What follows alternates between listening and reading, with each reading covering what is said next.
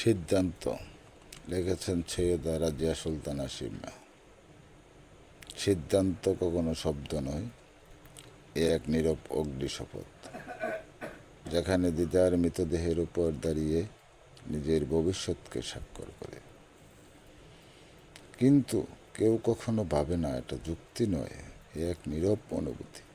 সব কিছুই ছিল সত্য ও জরুরি। অনেক মুখ ছিল অনেক আহ্বান, ছিল কোমল প্রতারণা। রাত্রের নিস্তব্ধতায় জানালার কুয়াশার মতো ভাসিছিল। তবুও আমি স্থির ছিলাম, কারণ আত্মার আদালতে অনুভূতির চেয়ে মুক্তির রায় অধিক নির্মম।